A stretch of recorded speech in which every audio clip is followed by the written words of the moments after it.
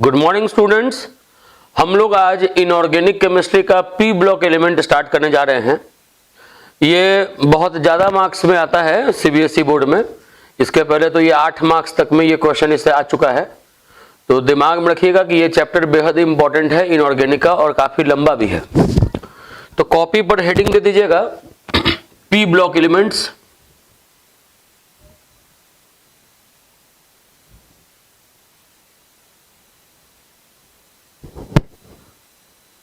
सबसे पहले तो यह जान जाए कि वैसा कोई भी एलिमेंट जब आप उसका इलेक्ट्रॉनिक कॉन्फ़िगरेशन करें और लास्ट इलेक्ट्रॉन पी सब सेल में भरे तो उस एलिमेंट को पी ब्लॉक एलिमेंट कहेंगे। तो लिखेंगे इसमें कि दोज एलिमेंट्स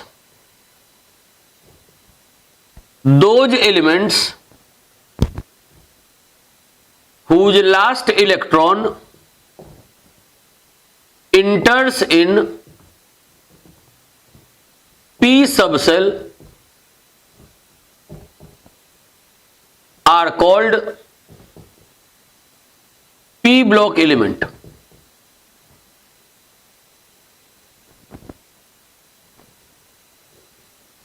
बोले कि ऐसा कोई भी एलिमेंट जिसका जब इलेक्ट्रॉनिक कॉन्फ़िगरेशन करें आखिरी इलेक्ट्रॉन पी सबसेल में भर जाए उसको हम लोग पी ब्लॉक एलिमेंट कहते हैं। जैसे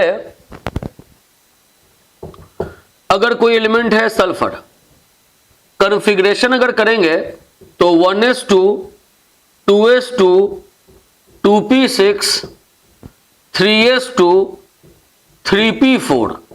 देखिए लास्ट इलेक्ट्रॉन पी सबसेल में भर रहा है, तो ये हुआ पी ब्लॉक एलिमेंट। बोले ऐसा कोई भी एलिमेंट जिसका जब आप कॉन्फ़िगरेशन करें आखिरी इलेक्ट्रॉन पी सबसेल में भरे तो उसको पी ब्लॉक एलिमेंट कहेंगे। पी ब्लॉक एलिमेंट में जो मेंबर्स हम लोग को पढ़ना है, ऐसे तो पी ब्लॉक एलिमेंट होता है ग्रुप 13 मतलब ग्रुप 13, ग्रुप 14, 15, 16, 17, 18, लेकिन ग्रुप 13 और ग्रुप 14 11th में पढ़ना होता है। हम लोग को यहां पे ग्रुप 15, ग्रुप 16, ग्रुप 17, ग्रुप 18 ये 4 ग्रुप पढ़ना है। ये बेहद छोटा ग्रुप है, मतलब तुरंत खत्म हो जाएगा, लेकिन इसमें समय लगना है। ग्रुप 15 में नाइट्रोजन है, फास्फोरस है, आर्सेनिक है, एंटीमनी है, बिस्मथ है, ये सब मेंबर है ग्रुप 15 का। ग्रुप 16 में ऑक्सीजन है, सल्फर है, सेल्यूरियम है, टेल्यूरियम है, पोलोनियम है। ग्रुप 17 में fluorine, chlorine, bromine, iodine, statin है। और ग्रुप 18 में हीलियम, नियॉन, आर्गन, क्रिप्टन, जेनन, रेडन, ये ग्रुप 18 का मेंबर है। अभी हम लोग सबसे पहले ग्रुप 15 स्टार्ट करने जा रहे हैं। कॉपी पर हेडिंग दे दीजिएगा ग्रुप 15।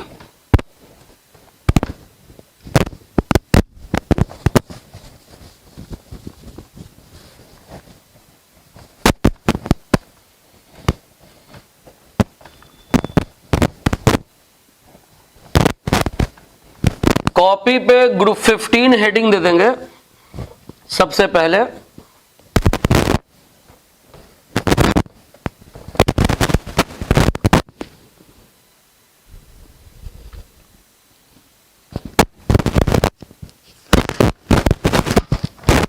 ग्रुप 15 में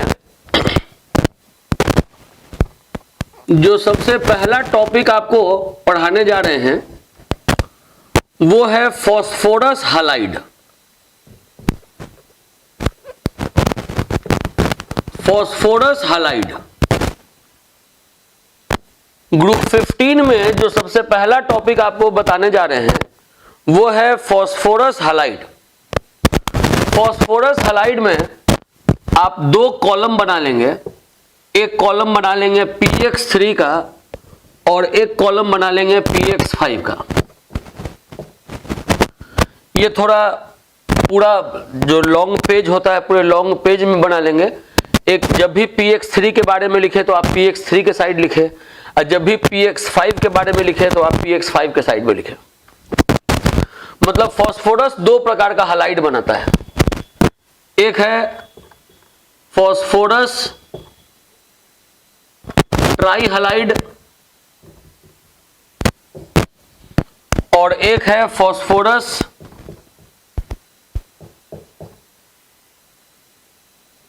पेंटा हैलाइड।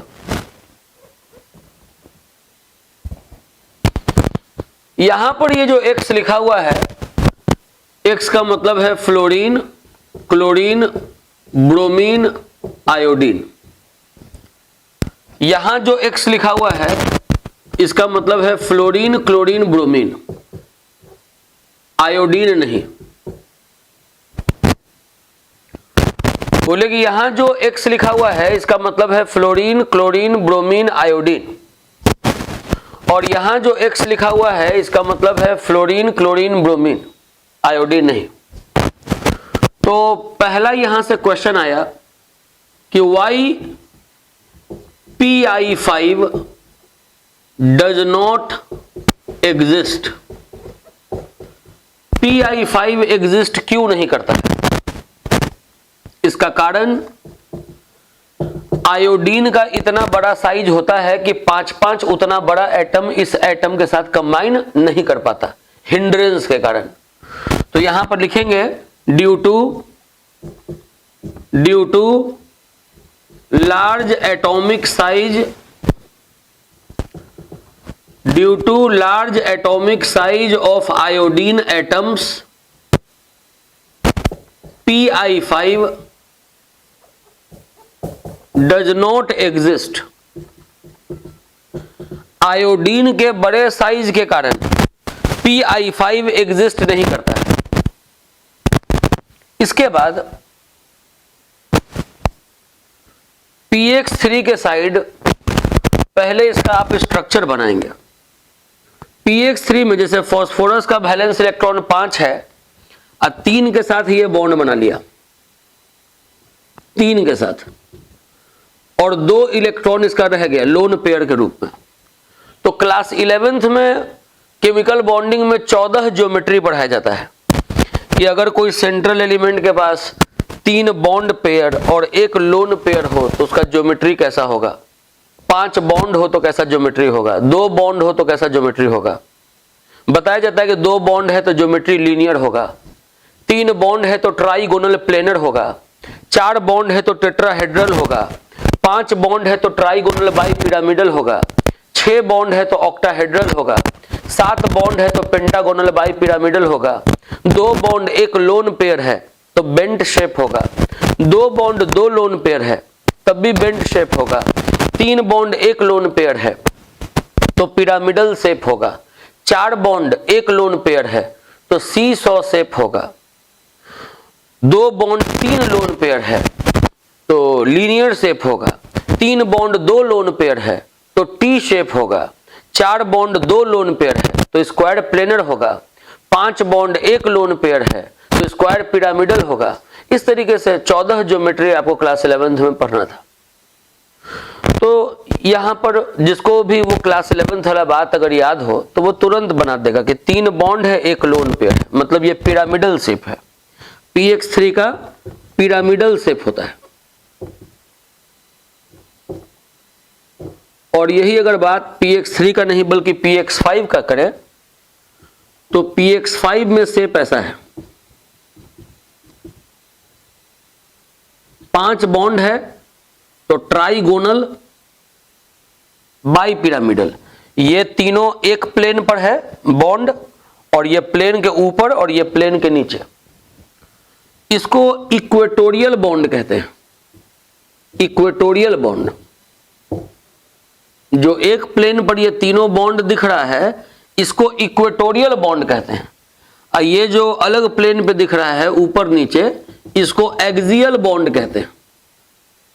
ये दिमाग में रखेंगे कि एक्सियल बॉन्ड जो है वो लंबा होता है इक्वेटोरियल बॉन्ड से।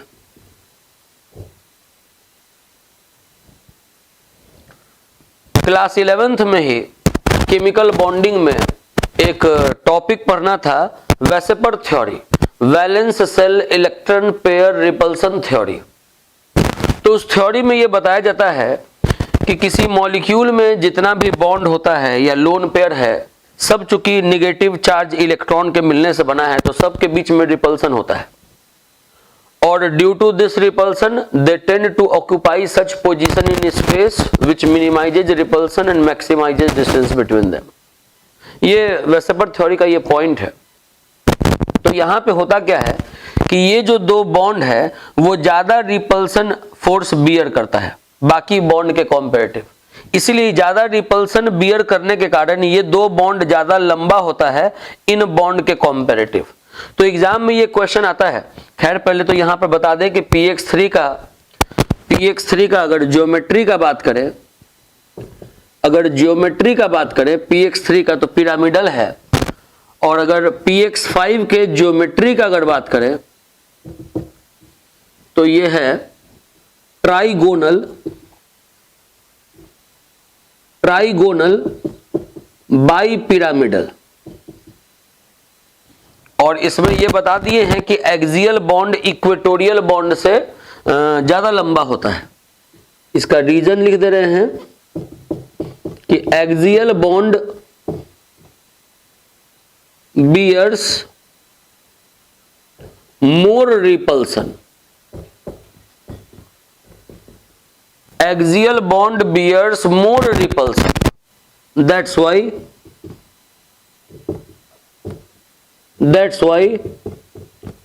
it is longer than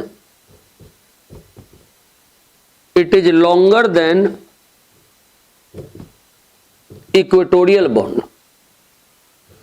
ये जो ऐसा होता है कि एक्सियल बॉन्ड ज्यादा लंबा हो जाता है इक्वेटोरियल बॉन्ड से, तो इस कारण से आपको इसी के नीचे लिखना है। मेरे पास यहां जगह नहीं तो हम ऊपर लिख दे रहे हैं ज्योमेट्री वाले में ही। ये जो एक्सियल बॉन्ड ज्यादा लंबा है इक्वेटोरियल बॉन्ड से, इसीलिए अगर आप कभी भी px5 को हीट कीजिएगा तो ये दो बॉन्ड पहले अलग होएगा, ये दो बॉन्ड पहले अलग होगा, मतलब ये px3 और x2 में टूटेगा। और ये चीज बहुत सारे रिएक्शंस में दिखता है। जैसे अगर सिल्वर है, आप इसका रिएक्शन करवा दो PCl5 के साथ, तो ये दिमाग में रखो कि इसको दो क्लोरीन को पहले अलग करना है। ये जो ज्यादा लंबा बॉन्ड है ये पहले टूटेगा, तो दो क्लोरीन इसके साथ कंबाइन कर जाएगा और बना देगा 2AgCl, ऐसा हो जाएगा। और फिर PCl3 अलग हो जाएगा।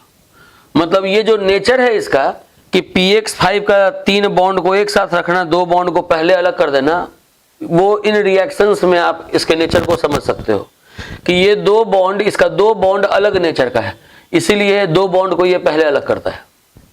जैसे अगर टिन है, इसका रिएक्शन आप करवा दो PCl5 के साथ, तो बन जाएगा SnCl2 PCl3।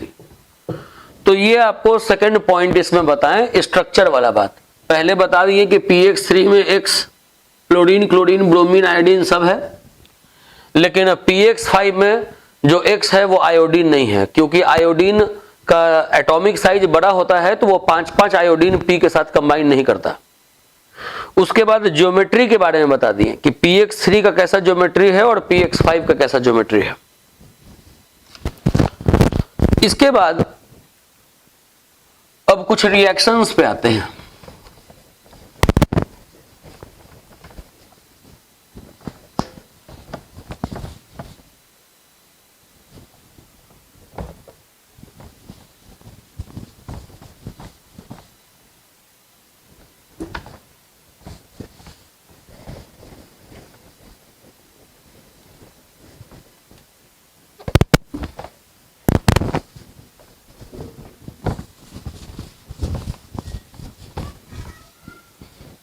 चलिए, अब px3 में स्ट्रक्चर के बाद लिखेंगे reaction with alcohol. Reaction with alcohol,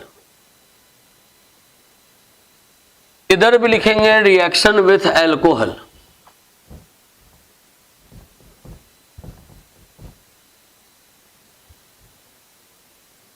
देखिए, एल्कोहल जब रिएक्ट करता है PX3 के साथ, तो ये एल्कोहल वाले चैप्टर में भी आपको पढ़ाए हैं कि इसका 3 मॉलिक्यूल रिएक्शन में पार्टिसिपेट करता है। यहां से 3R और यहां से 3X बन जाता है अल्काइल हैलाइड, और साथ में बन जाता है H3PO3। H3PO3 यहां पर ये दिमाग में रखेंगे कि एल्कोहल का रिएक्शन PX3 के साथ आप पहले भी पढ़ चुके हैं। यहां आपको इसको फोकस करना है। ऑर्गेनिक में इसको फोकस करते हैं, अल्काइल हैलाइड के प्रिपरेशन में आप इसको पढ़ते हैं। यहां आप इसको फोकस करें, इसका नाम है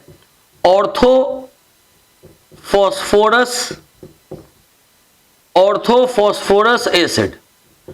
इन सब के स्ट्रक्चर के बारे में भी बात करेंगे जब आपको इसके बाद कोई टॉपिक पढ़ाएंगे oxo acids of phosphorus S में।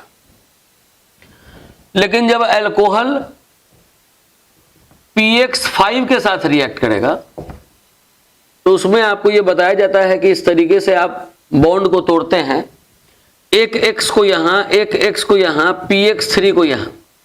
यहां भी आप देख लीजिए कि PX5 का ये 3 बॉन्ड एक साथ है, 2 बॉन्ड ये पहले अलग किया, तो बन गया RX, बन गया HX, बन गया POX3। जैसे अगर कोई यहां एल्कोहल हो, अगर ये रिएक्ट करे PCl5 के साथ, तो इस बॉन्ड को इस तरीके से तोड़ेंगे, एक Cl PCl3, तो बनेगा CH3Cl, बनेगा HCl, बनेगा POCl3। इस चैप्टर में ऐसा भी होता है कि 2 मार्क्स का तो स्ट्रक्चर केवल आ जाता है। कोई भी 2 मॉलिक्यूल दे देगा, जैसे POCl3 दे देगा, अब बोलेगा इसका स्ट्रक्चर बनाने को। तो दिमाग में रखें कि फास्फोरस का 5 वैलेंस इलेक्ट्रॉन है, 2 के साथ ऑक्सीजन कंबाइन कर जाएगा और 3 इस तरीके से क्लोरीन कंबाइन करेगा। ये POCl3 का स्ट्रक्चर हो गया। रिएक्शन विथ एल्कोहल के बाद अब जानेंगे reaction with carboxylic acid. Reaction with carboxylic acid. Carboxylic acid है, RCOOH है। ये अगर PX3 के साथ रिएक्ट करेगा तो वही बात, इसका 3 मॉलिक्यूल लेंगे, यहां से 3RCO, यहां से 3X, बन जाएगा 3RCOX, जैसे एल्कोहल में काम होता था। मतलब ये बनेगा एसिड हैलाइड। कार्बोक्सिलिक एसिड के प्रॉपर्टी में पढ़ा हुआ चीज। और साथ में बनेगा H3PO3। जब भी H3PO3 लिखे, नाम एक बार मन में जरूर पढ़ लें, ऑर्थोफॉस्फोरस एसिड। H3PO4 जब होता तो उसका नाम होता ऑर्थोफॉस्फोरिक एसिड। H3PO3 है तो ऑर्थोफॉस्फोरस एसिड। यहां देखिए, अगर कार्बोक्सिलिक एसिड है, यहां लिख देना, ये भी रिएक्शन विथ कार्बोक्सिलिक एसिड, इसमें भी वही पढ़ रहे हैं, रिएक्शन विथ कार्बोक्सिलिक एसिड। अगर कार्बोक्सिलिक एसिड है, इसका रिएक्शन आप PX5 के साथ करवाइएगा तो जैसा एल्कोहल में करवाते थे, एक X यहां, एक X यहां, PX3 यहां, तो बना RCOX, वही एसिड हैलाइड, साथ में HX और साथ में POX3।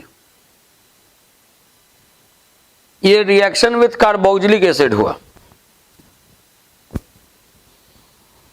इसके बाद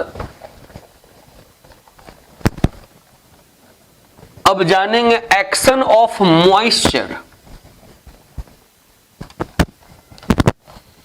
बोले कि थोड़ा लंबा है, कॉलम अपना बढ़ाते जाइएगा। लिखेंगे एक्शन ऑफ मॉइस्चर।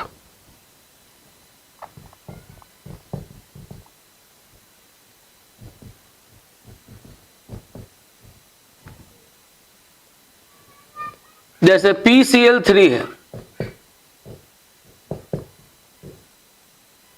मॉइस्चर के साथ रिएक्शन, मॉइस्चर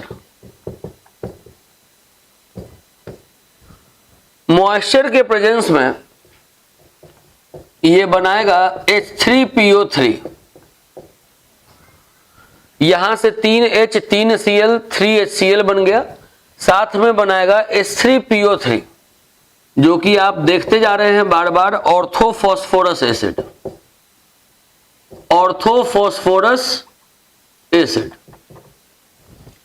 यही अगर एक्शन ऑफ मॉइस्चर हम लोग देखें, एक्शन ऑफ मॉइस्चर अगर हम लोग देखें PCl5 में, तो सबसे पहले इसका 2 क्लोरीन अलग होगा, क्योंकि नेचर ही है कि एक्सियल बॉन्ड पहले खत्म होगा। तो 2 क्लोरीन इस 2 हाइड्रोजन के साथ कंबाइन करके HCl बनेगा और साथ में बनेगा POCl3। फिर ये जो POCl3 है ये कंबाइन करेगा H2O के साथ, यहां से 3 क्लोरीन, यहां से 3 हाइड्रोजन, 3HCl, और उसके बाद बन जाएगा H3PO4। यहां बनता था H3PO3, यहां बनेगा H3PO4। ये है ऑर्थोफॉस्फोरिक एसिड। ये बना ऑर्थोफॉस्फोरिक एसिड। बोले कि PCl3 अगर मॉइस्चर के कांटेक्ट में आएगा तो ऑर्थोफॉस्फोरस एसिड बनाएगा, लेकिन अगर PCl5 अगर मॉइस्चर के कांटेक्ट में आएगा तो वो ऑर्थोफॉस्फोरिक एसिड बनाएगा। इसके बाद अब हम लोगों को जानना है इसका प्रिपरेशन, कि कैसे बनाते हैं PX3 और कैसे बनाते हैं PX5।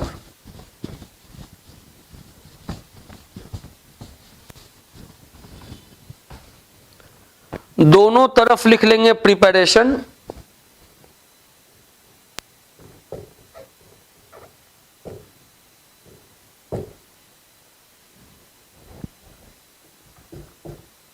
दोनों तरफ लिख लेंगे preparation.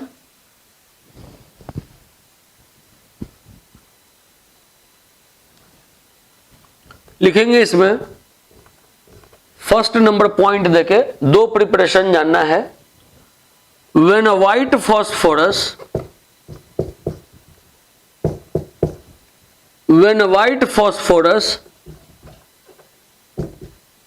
reacts with chlorine, when a white phosphorus reacts with chlorine, then PCl3 is formed।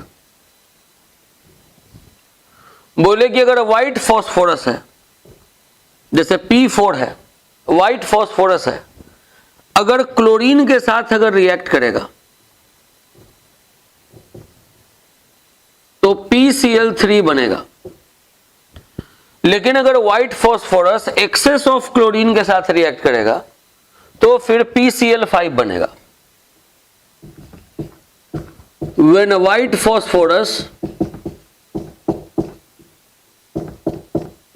white phosphorus reacts with excess of chlorine, when a white phosphorus reacts with excess of chlorine, then PCl5 is formed। बोले कि अगर P4 है, access of chlorine के साथ अगर react करेगा तो PCl5 बनेगा। यहां क्लोरीन एक्सेस मात्रा में, व्हाइट फॉस्फोरस क्लोरीन के साथ रिएक्ट करेगा तो PCl3 बनेगा, एक्सेस ऑफ क्लोरीन के साथ रिएक्ट करेगा तो PCl5 बनेगा। अब एक प्रिपरेशन इसमें और जानना है।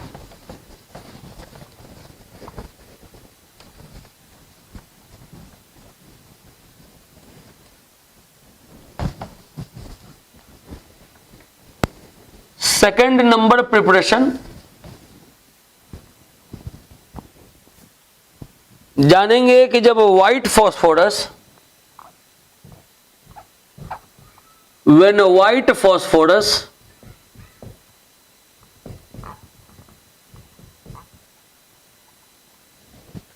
reacts with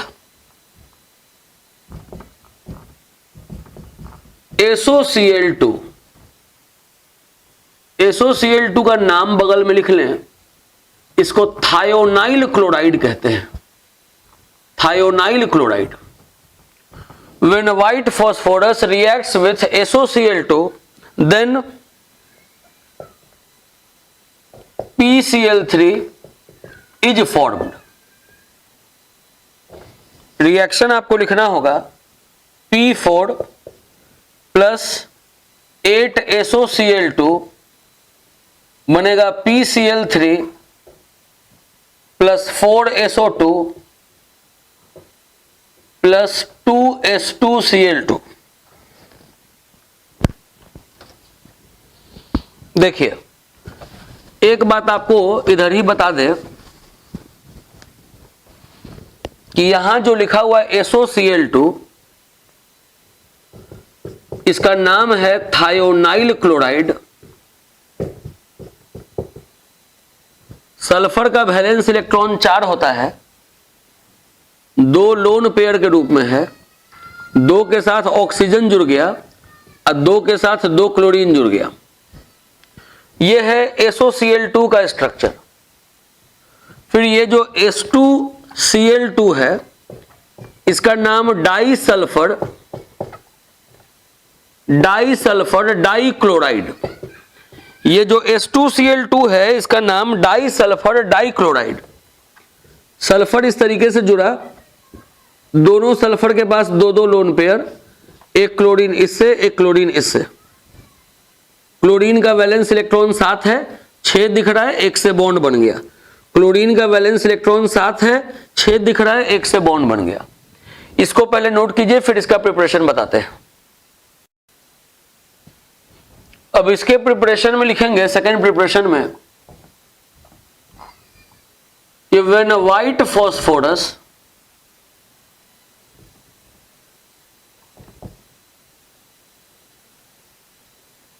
reacts with SO2Cl2। यहां देखिए, यहां था SOCl2, SOCl2 को थायोनाइल क्लोराइड कहते थे। तो जब व्हाइट फॉस्फोरस थायोनाइल क्लोराइड के साथ रिएक्ट करता था तो फॉस्फोरस ट्राई हैलाइड बनता था। लेकिन यहां पर SOCl2 के जगह पे आ गया SO2Cl2, इसको सल्फ्यूराइल क्लोराइड कहते हैं।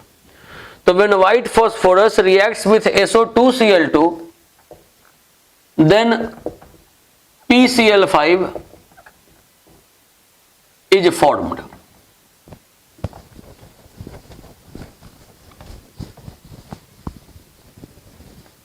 देखिए, व्हाइट फॉस्फोरस है, इसका रिएक्शन अगर SO2Cl2 के साथ करवाएंगे तो बनेगा PCl5, उसके बाद बनेगा SO2। यहां ये जो SO2Cl2 लिखे हैं, इसका नाम लिख दें सल्फ्यूराइल क्लोराइड। इसको सल्फ्यूराइल क्लोराइड कहते हैं। स्ट्रक्चर इसका होगा कि यहां जो लोन पेयर होता था, इससे भी एक ऑक्सीजन जुड़ जाएगा। अब बाकी सेम है। ये हो गया SO2Cl2 का स्ट्रक्चर। तो हम लोग ये पहला टॉपिक कंप्लीट कर लिए, फास्फोरस का हैलाइड। फास्फोरस के हैलाइड में जितना बात आपको बताया गया, जिस जिस मॉलिक्यूल का स्ट्रक्चर बताया गया, उन मॉलिक्यूल्स के स्ट्रक्चर पे आपको खास प्रैक्टिस करना है, क्योंकि किसी भी मॉलिक्यूल का स्ट्रक्चर एग्जाम में आ सकता है और ये बेहद इंपॉर्टेंट टॉपिक है। इसके बाद हम लोग ग्रुप 15 में जो अगला टॉपिक पढ़ने जा रहे हैं वो है oxo acids of phosphorus. Oxo acids of phosphorus का मतलब ही होता है acids of phosphorus containing oxygen. तो कॉपी पर अब हेडिंग दे दीजिएगा ऑक्सो एसिड्स ऑफ फास्फोरस।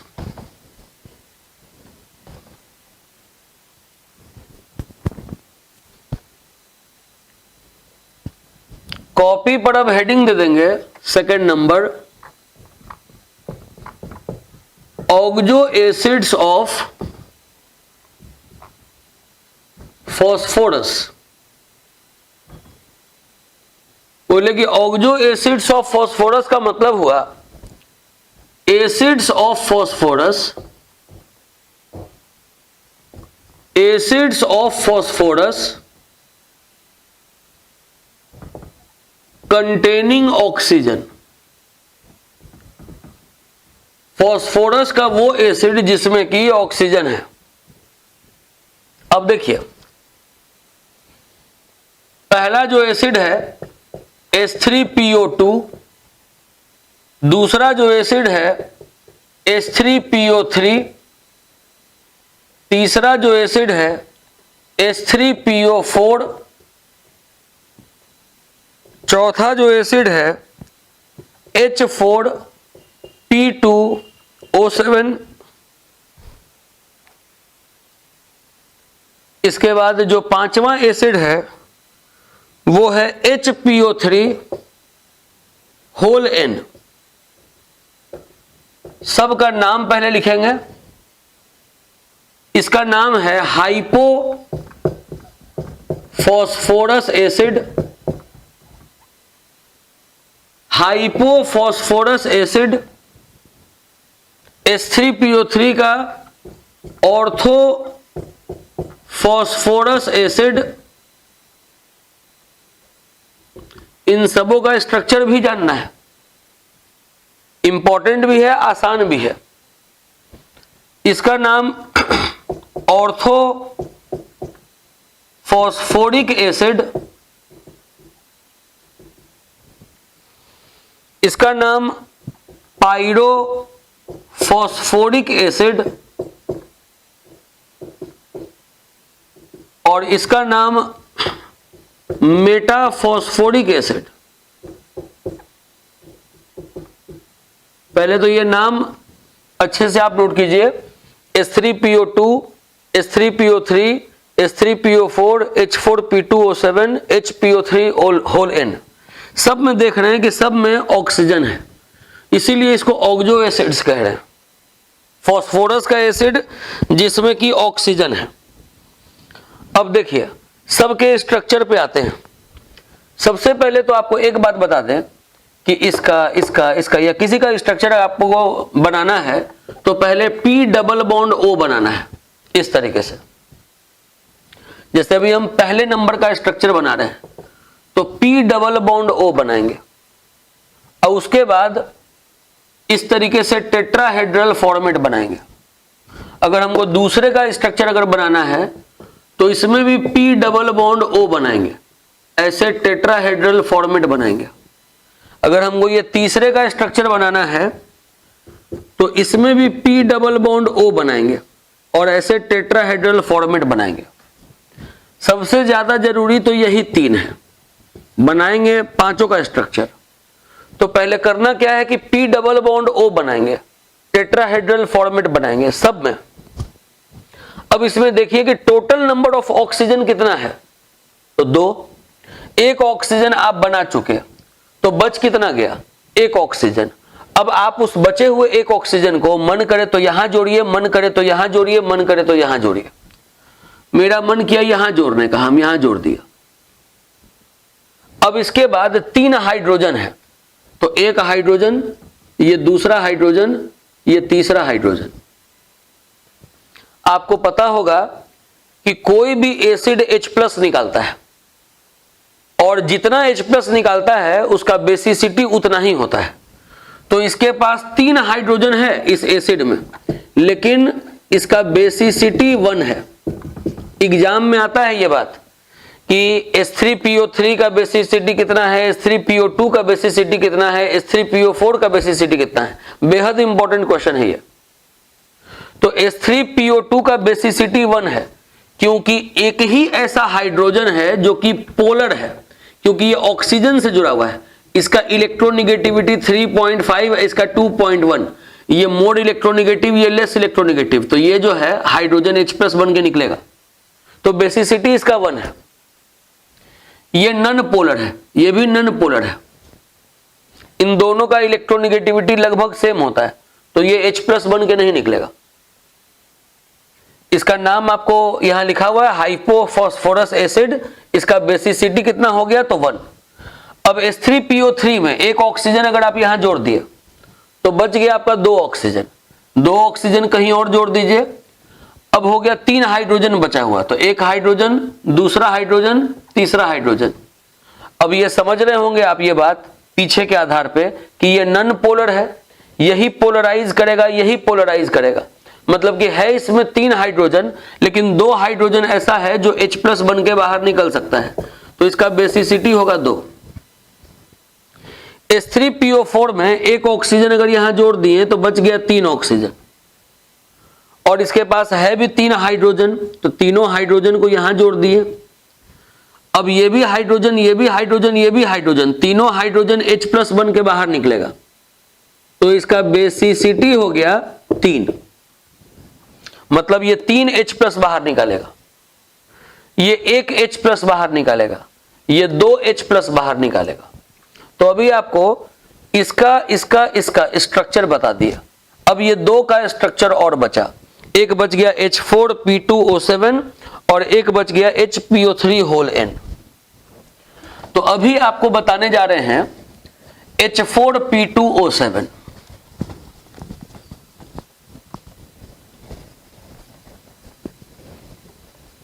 चौथा नंबर H4P2O7।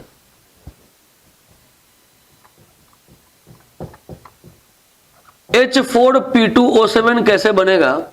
एक H3PO4 और दूसरा H3PO4 आपस में कंबाइन करेगा, ये कंबाइन करेगा और H2O बाहर निकल जाएगा कॉम्बिनेशन के वक्त। तो 3 और 3 6 हाइड्रोजन होता है, जिसमें से 2 हाइड्रोजन अगर बाहर निकल गया तो बच गया 4 हाइड्रोजन। 1 P और 1 P, ये हो गया 2 P। 4 oxygen 4 oxygen 8 oxygen, 1 oxygen बाहर निकल गया तो बच गया 7 ऑक्सीजन। तो यही H4P2O7 है, पायरो फॉस्फोरिक एसिड है, पायरोफॉस्फोरिक एसिड। करना क्या है कि पहले आपको H3PO4 बना देना है। बोले थे कि कोई भी H3PO4 बनाना है, मतलब कोई भी ये सब ऑक्सो एसिड बनाना है तो पहले P डबल बॉन्ड O करना है और 3 टेट्राहेड्रल फॉर्मेट वाला ऐसे बॉन्ड बना लेना है।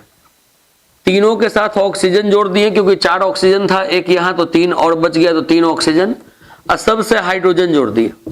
इसका बेसिसिटी याद भी नहीं है कि लिखे थे कि नहीं, बेसिसिटी इसका 3 है।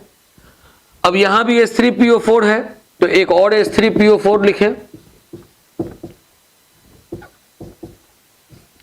अब ये 2 H3PO4 को मिलाना है, मिलाएंगे H2O बाहर निकल जाएगा, ये हुआ H2O ऐसे बाहर निकल जाएगा। तो बचा क्या?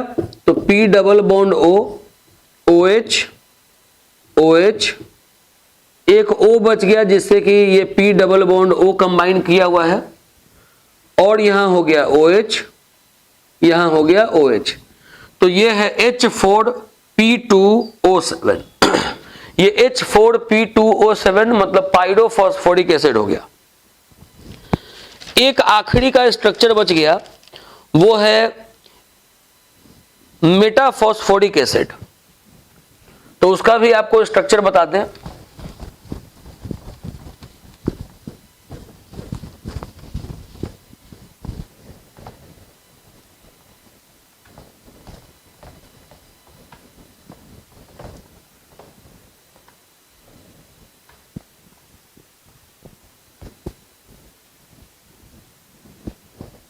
आखिरी बच गया मेटाफॉस्फोरिक एसिड।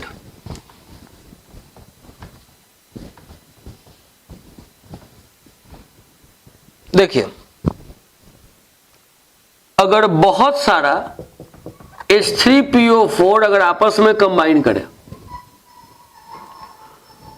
तो बहुत सारा वाटर भी बाहर निकलेगा और बन जाएगा HPO3 इसी को बोलेंगे मेटाफॉस्फोरिक एसिड। यही मेटाफॉस्फोरिक एसिड है, इसको कंबाइन करके आपको दिखाते हैं।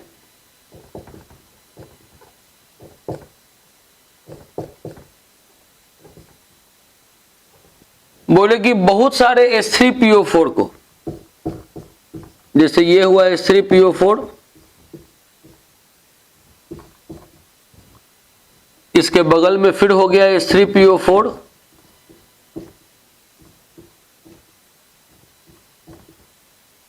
इसके बगल में फिर हो गया H3PO4,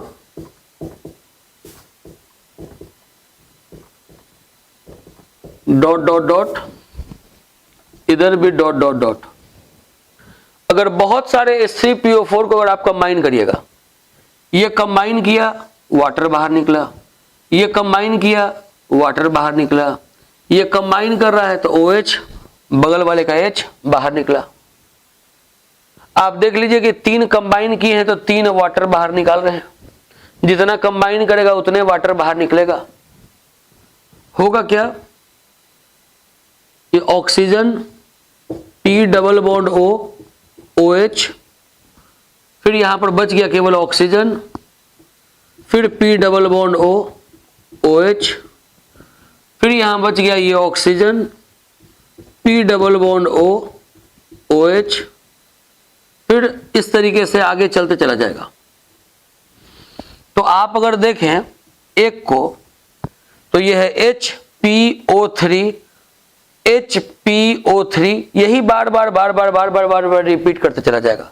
तो इसी को लिख दे रहे हैं ऐसे होल N। यही हो गया मेटाफॉस्फोरिक एसिड का स्ट्रक्चर। तो ये हम लोग ऑक्सो एसिड्स ऑफ फॉस्फोरस में जो भी एसिड है उसका भी स्ट्रक्चर पढ़े, इतना पहले आप नोट कर लीजिए। अब ऑक्सो एसिड्स ऑफ फॉस्फोरस में 2 इंपॉर्टेंट और क्वेश्चंस है, वो पहले डील कर दे रहे हैं।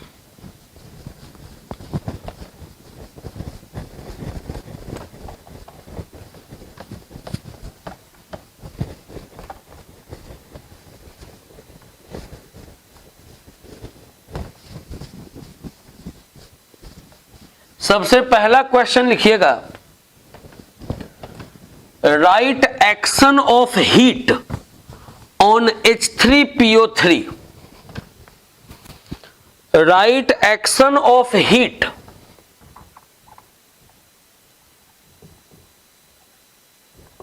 Right action of heat on H3PO3। H3PO3 को अगर हीट करेंगे तो क्या होगा। क्वेश्चन है कि right action of heat on H3PO3। इसमें लिखेंगे when H3PO3 is heated, when H3PO3 is heated, then it disproportionates। डिस्प्रपोर्शियोनेट का मतलब होता है कि सेम मॉलिक्यूल का ऑक्सीडाइज करना और सेम मॉलिक्यूल का रिड्यूस करना। When H3PO3 is heated, then it disproportionates into H3PO4 and PH3। PH3 के बारे में आगे चर्चा होगा। ये एक गैस है, इसका नाम है फॉस्फीन गैस, नीचे लिख दिए। H3PO4 पे चर्चा हो चुका है, इसका नाम है ऑर्थोफॉस्फोरिक एसिड, और ये तो है ऑर्थोफॉस्फोरस एसिड। Orthophosphorous acid. तो बोला जा रहा है कि जब H3PO3 को हीट करेंगे, ये H3PO3 है, इसको जब गर्म करेंगे तो बनेगा H3PO4 और साथ में बनेगा PH3। यहां देख लीजिए कि अगर P का ऑक्सीडेशन स्टेट अगर आप निकालिएगा तो 3 हाइड्रोजन के लिए +3, क्योंकि हाइड्रोजन पे चार्ज होता है +1। फॉस्फोरस का चार्ज निकालना है तो X मान लिए। किसी कंपाउंड में एक ऑक्सीजन पे चार्ज होगा -2, तो 3 पे होगा -6, तो X -3 बराबर 0, तो X बराबर होगा +3। सबके चार्ज को जोड़ दिए थे तो वैल्यू 0 आया था, तो X बराबर +3। यहां फास्फोरस का ऑक्सीडेशन स्टेट +3 है, यही यहां निकालें तो 3 हाइड्रोजन पे +3, फास्फोरस का X, 4 ऑक्सीजन तो -8 बराबर 0, X -5 बराबर 0, X बराबर +5।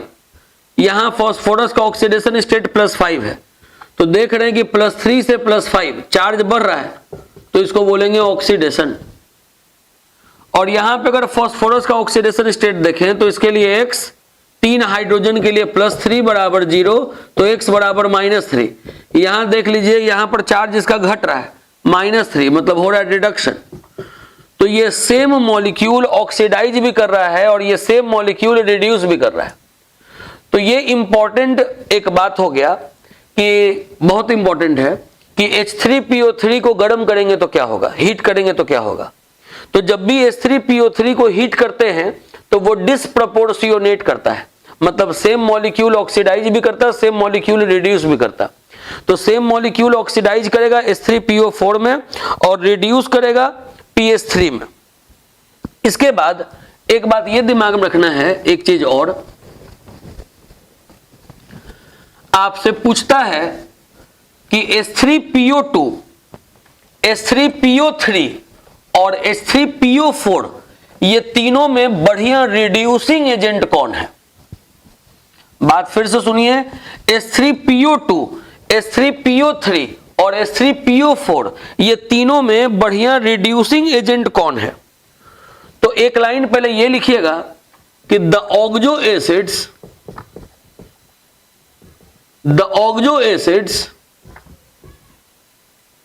which contain pH bond, the oxo acids which contain pH bond acts as reducing agent। वैसा कोई भी ऑक्सो एसिड जिसमें फास्फोरस हाइड्रोजन बॉन्ड होगा वो रिड्यूसिंग एजेंट होगा। तो फिर H3PO2 जो है वो स्ट्रॉन्ग रिड्यूसिंग एजेंट है, as it contains 2 pH bond. तो ये हम लोग का oxo acids of phosphorus topic खत्म हो गया। अब हम लोग पढ़ेंगे oxides of phosphorus. Oxides of phosphorus, ये जानेंगे कि फास्फोरस 2 ऑक्साइड का फॉर्मेशन करता है। एक करता है P4O6, एक करता है P4O10। फास्फोरस का 2 ऑक्साइड है, एक है P4O6, एक है P4O10। इतना पहले आप नोट कर लीजिए। देखिए ये जो P4O6 है फास्फोरस का ऑक्साइड, उसका नाम है फास्फोरस ट्राईऑक्साइड। तो आपको लगेगा कि यहां ऑक्सीजन 6 है तो ट्राईऑक्साइड क्यों? तो ट्राईऑक्साइड इसलिए कि एक फास्फोरस अपने 3 बॉन्ड से ऑक्सीजन से जुड़ा हुआ है और इसका नाम है फास्फोरस पेंटाऑक्साइड, क्योंकि फास्फोरस अपने 5 बॉन्ड से ऑक्सीजन से जुड़ा हुआ है। इसमें अगर ऐसा करें कि पहले छोटा सा एक कॉलम बना लें, पॉइंट कुछ नहीं लिखना है इसलिए बहुत लंबा कॉलम नहीं बनाना है, केवल स्ट्रक्चर ड्रॉ करना है P4O6 का, P4O10 का। तो 4-5 लाइन का 2 कॉलम बना लें।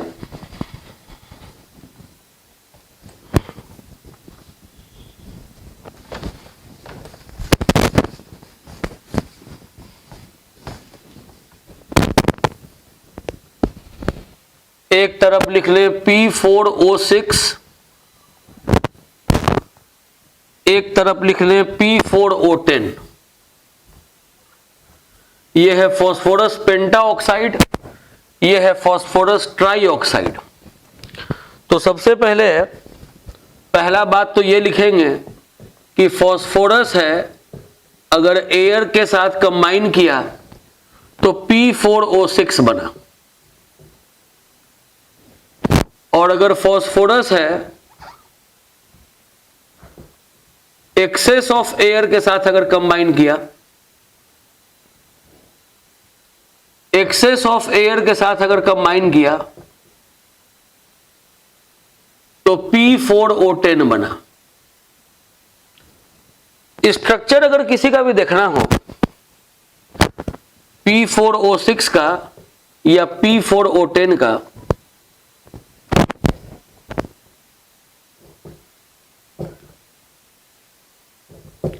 तो सबसे पहले 4 फॉस्फोरस बनाना होगा इस तरीके से 4 कॉर्नर्स पे।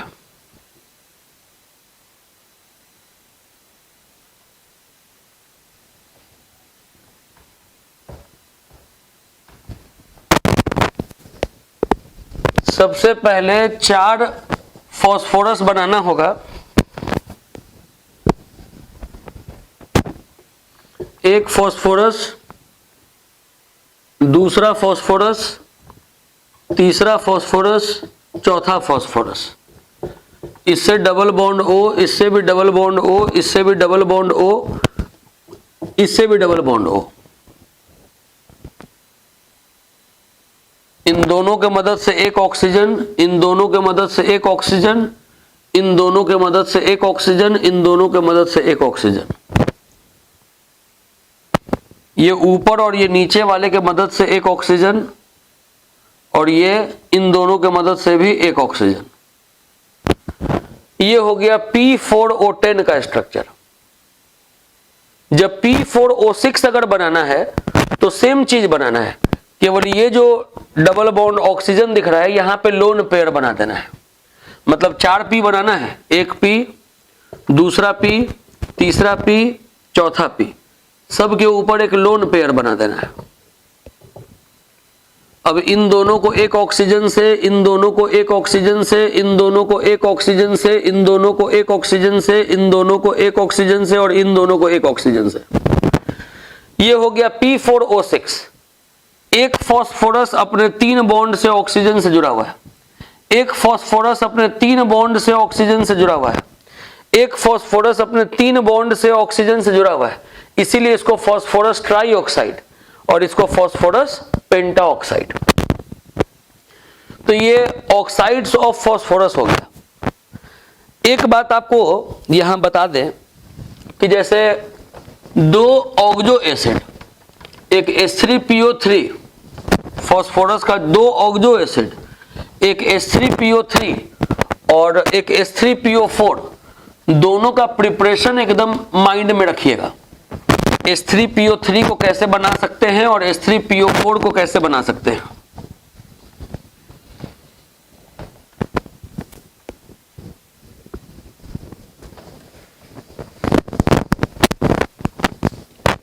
बोले कि 2 फॉस्फोरस का ऑक्सो एसिड, एक H3PO3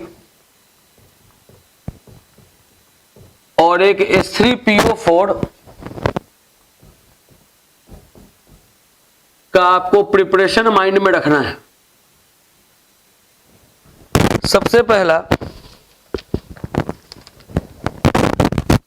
कि अगर फॉस्फोरस का ट्राइक्लोराइड है, इसमें अगर वाटर डाल दे तो बनेगा H3PO3। बोले कि फॉस्फोरस का ट्राइक्लोराइड है, इसमें अगर वाटर डाल दे तो बनेगा H3PO3। फॉस्फोरस का अगर पेंटाक्लोराइड है, इसमें अगर वाटर डाल दे तो पहले बनेगा HCl, पहले बनेगा HCl और POCl3। फिर ये जो POCl3 है, इसमें अगर वाटर डाल दे तो बनेगा HCl और H3PO4। ये एक एक प्रिपरेशन हो गया, एक हो गया H3PO3 का, एक हो गया H3PO4 का। फिर इसमें देखिए दूसरा कि अगर H3PO3 है, इसको अगर हीट किए तो ये डिसप्रोपोर्शियोनेट किया H3PO4 में और PH3 में। ये हो गया इसका दूसरा प्रिपरेशन। इसमें है कि अगर P4O6 है, जो अभी पढ़े फास्फोरस का ऑक्साइड, फास्फोरस ट्राई ऑक्साइड, इसमें अगर वाटर डाल दीजिएगा तो बनेगा H3PO3। और ये जो फास्फोरस पेंटा ऑक्साइड है P4O10 फास्फोरस पेंटा ऑक्साइड जो है, अगर इसमें आप वाटर ऐड कर देंगे तब बनेगा H3PO4। तो ये दो फास्फोरस का ऑक्सो एसिड, एक H3PO3 और एक H3PO4 का प्रिपरेशन माइंड में रखिएगा। इसके बाद अब हम लोग को जो टॉपिक पढ़ना है इसमें वो है एलोट्रॉप्स ऑफ फास्फोरस। मतलब हम लोग अभी 3 टॉपिक कंप्लीट किए हैं। एक कंप्लीट किए हैं, सबसे पहला फास्फोरस का हैलाइड, दूसरा पढ़े हैं ऑक्सो एसिड्स ऑफ फास्फोरस और तीसरा पढ़े हैं ऑक्साइड्स ऑफ फास्फोरस। अब हम लोग पढ़ेंगे एलोट्रॉप्स ऑफ फास्फोरस। कॉपी पर अब हेडिंग दे देंगे एलोट्रॉप्स ऑफ फास्फोरस।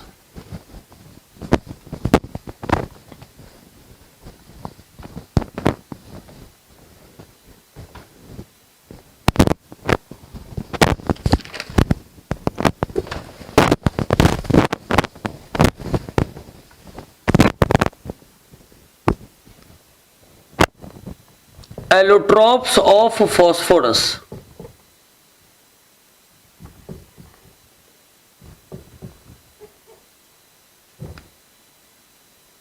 जानेंगे कि जब कोई एक एलिमेंट एक से ज्यादा फॉर्म में एग्जिस्ट करे, बोले कि अगर कोई एक एलिमेंट एक से ज्यादा फॉर्म में एग्जिस्ट करे, सारे फॉर्म का फिजिकल प्रॉपर्टी अलग अलग हो और केमिकल प्रॉपर्टी एक जैसा हो, तो उन फॉर्म्स को एलोट्रॉप्स कहेंगे।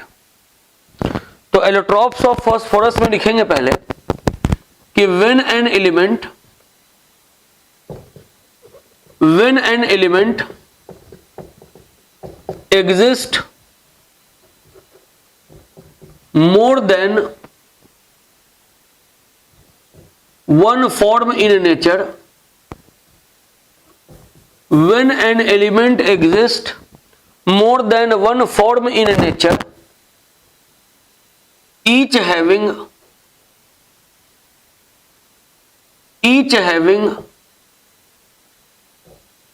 different physical property,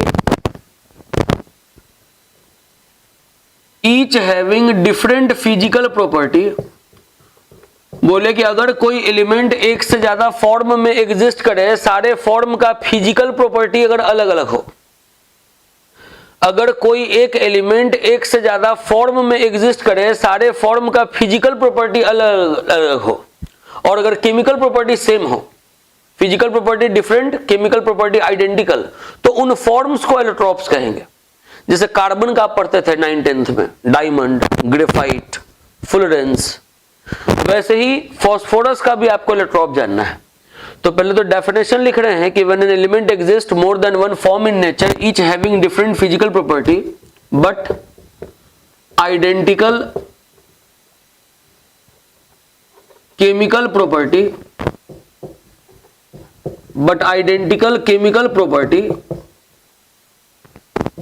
then such forms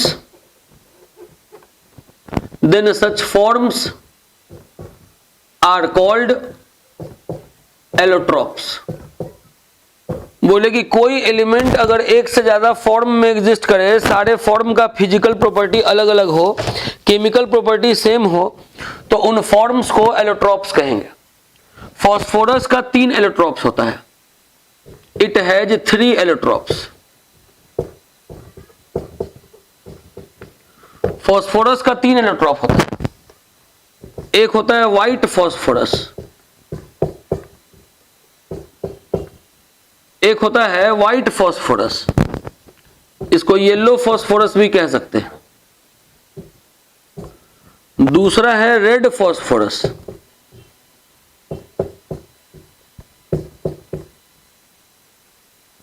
तीसरा है ब्लैक फॉस्फोरस,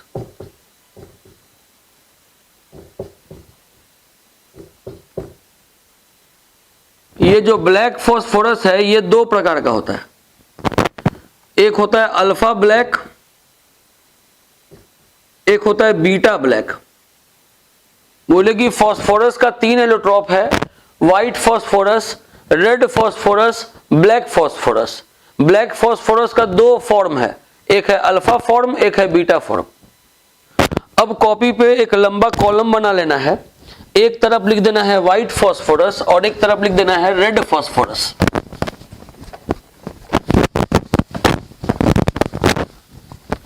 कॉपी पे एक लंबा कॉलम बना लेंगे, एक तरफ लिखेंगे व्हाइट फॉस्फोरस तो एक तरफ लिखेंगे रेड फॉस्फोरस।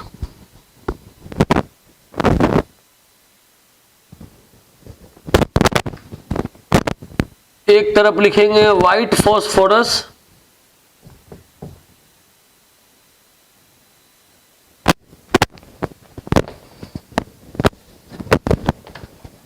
और एक तरफ लिखेंगे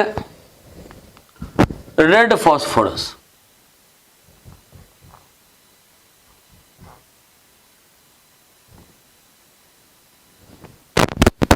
सबसे पहला point, it is translucent, it is translucent white waxy solid. Translucent का मतलब होता है जिसके आर पार धुंधला दिखाई दे, और ये वैक्स के जैसा सॉलिड है। ये पाउडर फॉर्म में होता है। It is, first point, it is iron grey lustrous powder, चमकीला पाउडर है। Second point, it has garlic like smell, लहसुन के जैसा इसका स्मेल होता है।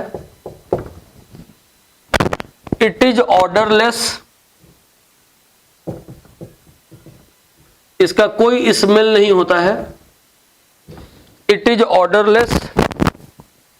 Third point, it is poisonous in nature,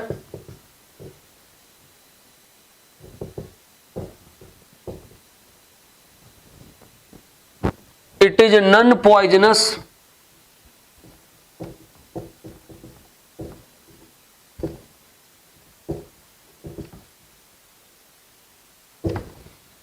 fourth point,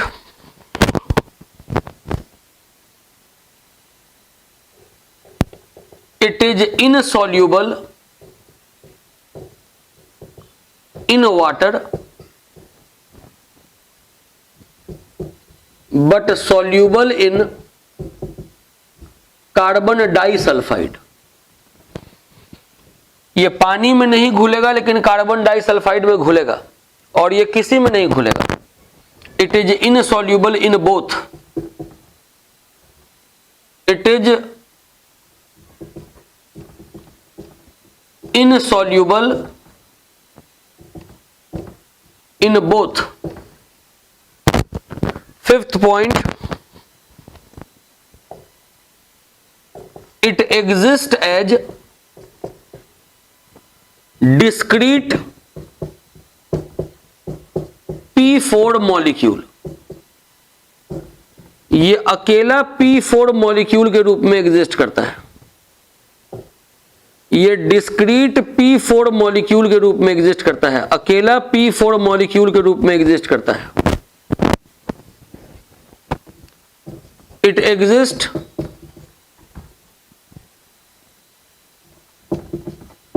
in polymeric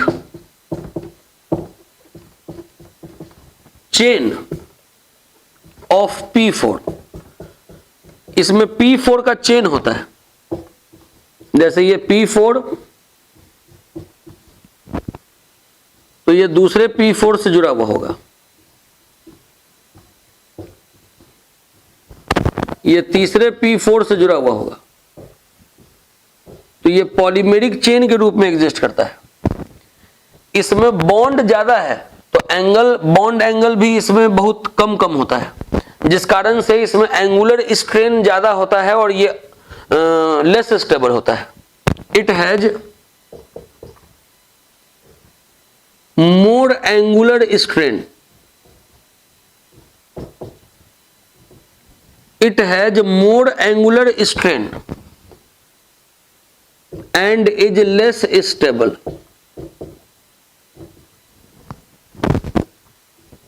It is more stable.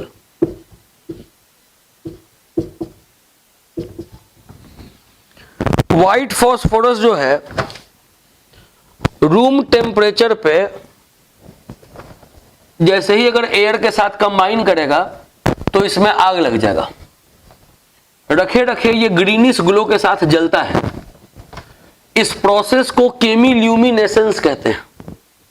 बोले कि व्हाइट फॉस्फोरस को अगर आप ऐसे ही छोड़ दीजिएगा रूम टेम्परेचर पे तो ये एटमॉस्फेरिक ऑक्सीजन के साथ कंबाइन करके ये जलने लग जाएगा ग्रीनिश ग्लो के साथ, और इस प्रोसेस को केमिल्यूमिनेसेंस कहते हैं।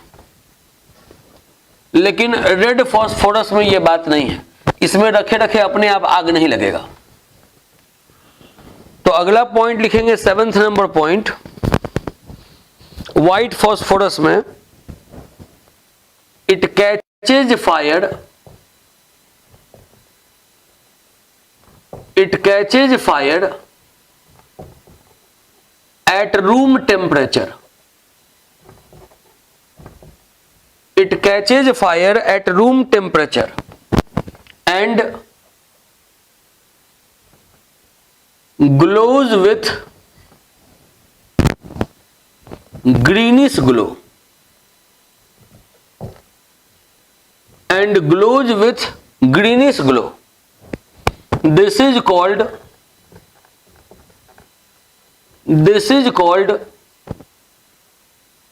chemiluminescence. इसमें it does not glow in dark, मतलब इसमें रखे रखे आग नहीं लगेगा। ये 7th पॉइंट हो गया।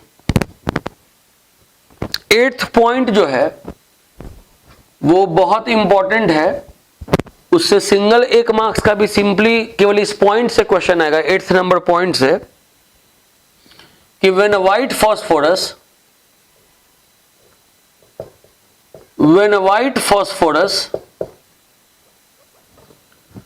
reacts with conch alkali,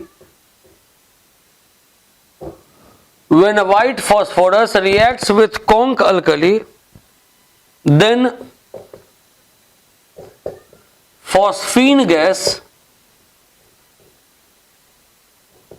is formed. बोले कि अगर व्हाइट फॉस्फोरस है, अगर ये कॉन्क अल्कली के साथ रिएक्ट करेगा, ये रिएक्शन एकदम याद रखिएगा, ये बहुत इंपॉर्टेंट रिएक्शन है। एग्जाम में सिंपली रिएक्टेंट देके प्रोडक्ट लिखने को कह देगा, या बोल देगा कि right action of alkali on white phosphorus. जानेंगे कि जब व्हाइट फॉस्फोरस कॉन्क अल्कली के साथ रिएक्ट करेगा तो फॉस्फीन गैस बनेगा। फॉस्फीन हम लोग का जो अगला टॉपिक होगा उसमें भी ये आपको रिएक्शन दोबारा लिखेंगे कि फॉस्फीन गैस कैसे प्रोड्यूस होता है, और साथ में बनेगा sodium hypophosphite NaH2PO2, sodium hypophosphite.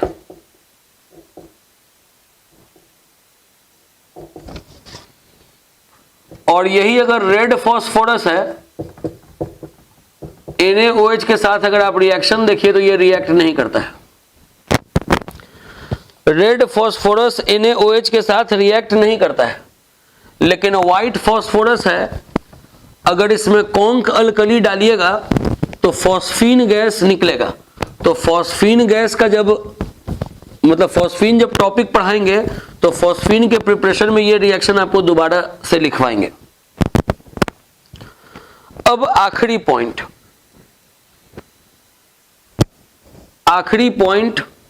White phosphorus में और रेड फॉस्फोरस में, वो है एक्शन ऑफ हीट, कि व्हाइट फॉस्फोरस को गर्म करेंगे तो क्या होगा।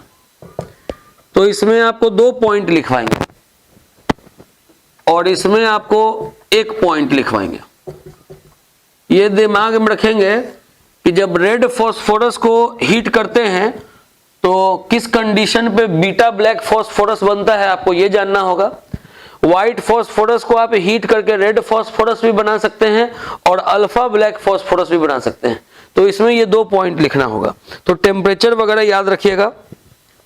पहला पॉइंट कि when white phosphorus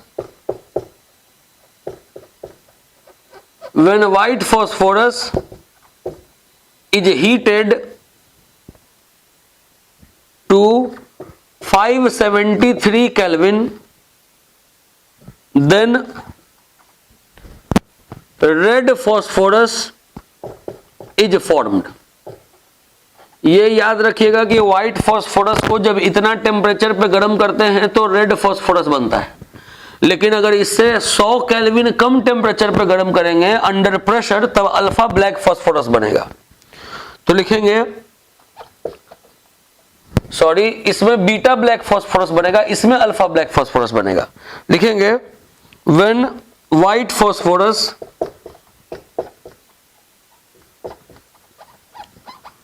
is heated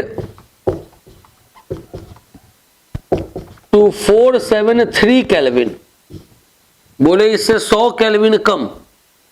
When white phosphorus is heated to 473 Kelvin under pressure,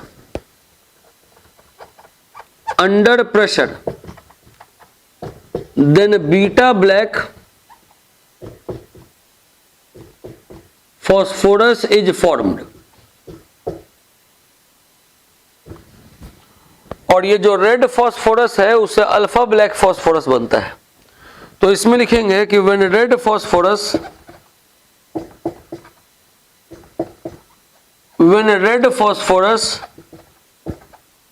is heated to 803 Kelvin in a sealed tube, then alpha black phosphorus is formed.